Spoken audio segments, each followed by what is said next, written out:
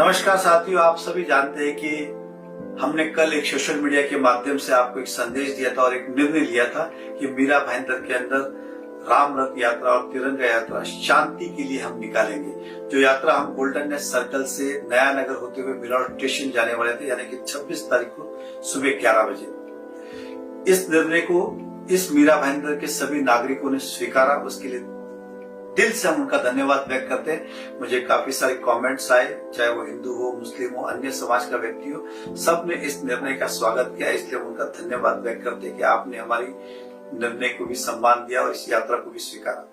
परंतु कल शाम से अगर हम देखते तो कुछ लोग ऐसे हैं जो मेरे राजनीतिक शत्रु हो सकते हैं या फिर मेरे शत्रु हो सकते हैं, उन्होंने इस बात के अंदर भी अपनी रोटियां सेकने का प्रयास किया, गलत कमेंट डाल के कुछ लोगों को उकसाने का काम किया। मुझे पता है कि 95% जनता इस निर्णय से खुश है, लेकिन 5% ऐसे जो लोग हैं जो उकसाने का काम करे, उन्होंने अलग अलग कमेंट डाले।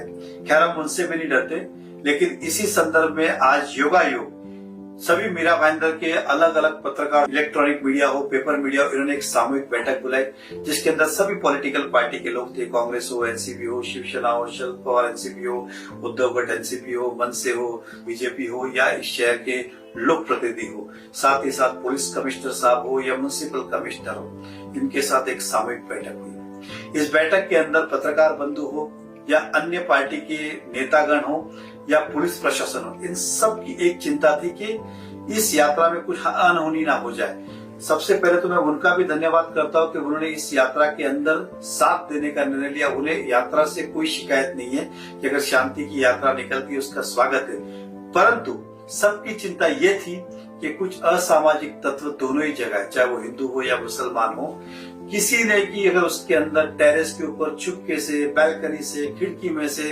किसी तरह का भी एक पत्थर भी फेंका तो मॉब के अंदर तितर बितर हो सकता है और फिर से इसकी एक नई दंगे की शुरुआत हो सकती है। और मिराड़ फिलहाल 2 दिन से शांत है, कल भी शांत था, आज उसकी तुलना में और ज्यादा शांत है। धीरे धीरे लोग अपने अपने रूटीन लाइफ में आ रहे हैं। तो हमें लगता है कि इस बात के ऊपर गंभीरता से सोचना चाहिए कि किसी कारण कुछ असामाजिक तत्व खराब ना करें और उसके कारण हम नहीं बनना चाहते। हम ना किसी से डरते हैं, ना किसी से झुकते। हमारा निर्णय हम स्वयं लेते, जनहित में जो होता है वही कार्य करते, लेकिन करते समय ऐसी कोई बात ना हो जाए कि जिसके निमित्त हम बने।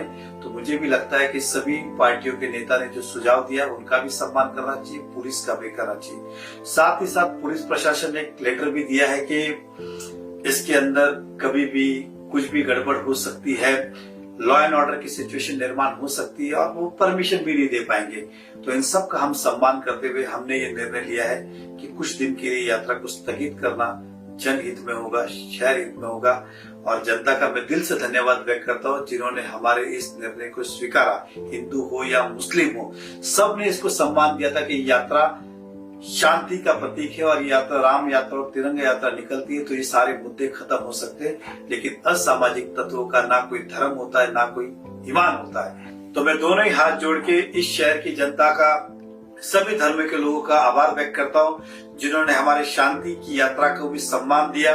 और अब ये स्थगित कर रहे, इससे भी आप समझेंगे हमारी कायरता है, हमारी कमजोरी नहीं, हमारी एक ही चाहत है, देश हित, जनहित, मेरा शहर सुरक्षित रहे, मेरा शहर जले। ये कभी हम नहीं चाहेंगे हमारे राजनीतिक फायदे और नुकसान के लिए। इस शहर को बनाने में हमने भी अपना योगदान दिया है और जिस शहर को हमने बनाया उसे बिगड़ता कम से कम मैं तो नहीं देख सकता हूँ इस शहर के अंदर। मुझे आज भी अपने शहर से बहुत प्यार है, मुझे गर्व है अपने मीरा भाईंदर पे, मुझे गर्व है अपने देश के ऊपर।